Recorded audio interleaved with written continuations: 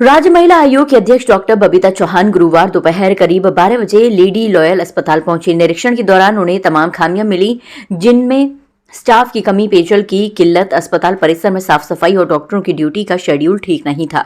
इसको लेकर उन्होंने नाराजगी जताई। इसके साथ ही कई अन्य समस्या भी अस्पताल में देखने को मिली। डॉक्टर बबीता चौहान ने इस दौरान जिन कर्मचारियों की अनुपस्थिति पाई, उन पर कार्रवाई और बाकी की समस्याओं को जल्द से जल्द निस्तारण करने के निर्देश संबंधित अधिकारियों को दिए हैं। मरीजों और तीमारदारों से की बात। निरीक्षण के दौरान उन्होंने जिला महिला चिकित्सालय में भर्ती महिला मरीजों और उनके तीमारदारों से बात की। उन्होंने बताया कि मुझे काफी दिनों से यहाँ पर मरीजों की परेशानी को लेकर शिकायतें मिल रही थी। इसके चलते ही निरीक्षण किया है। तीमारदार और मरीजों से बात की। यहाँ की टॉयलेट की स्थिति बेहद खराब है, इनको सही कराने के लिए निर्देश दिया है। सब जानते हैं कि एहसन का नाम बहुत बड़ा है और बहुत बड़ा हॉस्पिटल भी है, बहुत सारे पेशेंट भी हैं, लेडी लाइन। हाँ, तो लेकिन क्योंकि आपने देखा होगा कि पेशेंट भी वहाँ उतने हैं, उस हिसाब से यहाँ डॉक्टर भी नहीं है।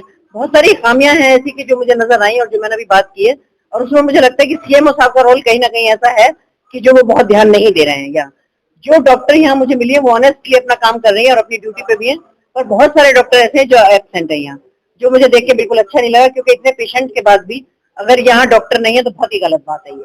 और डॉक्टर आते हैं, जो सुबह के हैं वो सुबह को नहीं आते, जो शाम के हैं वो शाम को, जो सुबह के हैं वो शाम को आ रहे हैं, जो शाम के हैं वो सुबह को आ रहे हैं या नहीं आ रहे हैं, पता नहीं। तो ये बहुत ज्यादा। दूसरा एक जो मेंटेनेंस का काम है, सपोज जैसे मैं अभी बाथरूम देखने गई थी, वहां तो बाथरूम बिल्कुल घटिया किस्म के बाथरूम के, जो टूटे टूटे बिल्कुल ऐसे रिपेयर कराए हुए हैं जैसे कि कबाड़े के होते हैं। तो अभी उनको कहा है तो कह रही है मैडम की भाई मैं करवाती हूँ, क्योंकि वो भी उनके यहाँ से आना है। तो अब शायद करा देंगे उसको। मैं उम्मीद करती हूँ कि आज मैं यहाँ आई हूँ तो शायद आगे सारा काम ये अच्छा करा दें, पर मैं तो कम से कम संतुष्ट नहीं हुई। अमूमन देखा गया है जो प्रसव पीड़ा की जो महिला है उनके लिए व्हील चेयर की व्यवस्था नहीं है कि व्हील चेयर है वो अपने घर में कराती हुई पानी पीने जाती है या शौच पीने जाती है, उनके लिए व्हील चेयर का। देखिए ऐसी बहुत सारी चीजें हैं, व्हील चेयर से लेके अब जैसे अल्ट्रासाउंड मशीन की बात करूं तो वो 2 अल्ट्रासाउंड मशीन है, लेकिन इन्होंने कभी मांगी नहीं की। ऐसा इनका कहना है कि इन्होंने कभी मांगी नहीं की, जबकि मैं कहती हूँ सरकार का फोकस इस वक्त जो है वो सबसे ज्यादा स्वास्थ्य पे है, और वो भी स्पेशली महिलाओं के लिए। अगर उस वाली परिस्थिति में इतनी सुविधाएं होने के बाद भी अगर हम सुविधाएं नहीं ले पा रहे हैं तो ये मुझे लगता है कि कहीं ना कहीं हमारा बहुत बड़ा फॉल्ट है।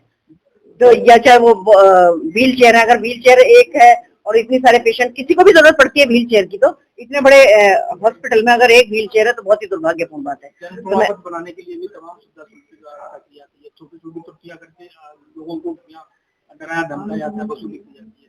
देखिए मेरे पास बहुत सारी शिकायतें आई थी जिसकी वजह से आज मैं यहाँ विजिट करने आई हूँ, लेकिन अभी जैसे मैंने पूछा तो मुझे कुछ ऐसा कोई नहीं मिला जो ये कहे कि मुझे पैसे लेके यहाँ प्रमाण पत्र दिया जा रहा है या मेरी रसीद काटी जा रही है। तो अगर ऐसा, क्योंकि शिकायतें ही मेरे पास आई थी, तो या तो हो सकता है कि वो किसी डर की वजह से या जो भी नहीं कह पाए वो, पर शिकायतें बहुत आई थी और इसीलिए मैं आज यहाँ आई थी निरीक्षण करने के लिए। पर कोशिश करेंगे कि आगे ऐसा ना हो, और मैंने सबको कहा है कि मैंने बताया ना कि समस्याओं का यहाँ अंबार है। मतलब पूरा पैसा होने के बाद, पूरी सारी व्यवस्थाएं होने के बाद ये चीजें क्यों नहीं हो पा रही, ये मुझे समझ में नहीं आ रहा।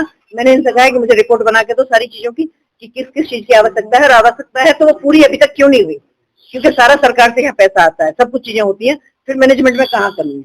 तो अभी मैं 2-3 दिन में रिपोर्ट लेने वाली हूँ और फिर मैं आपसे बात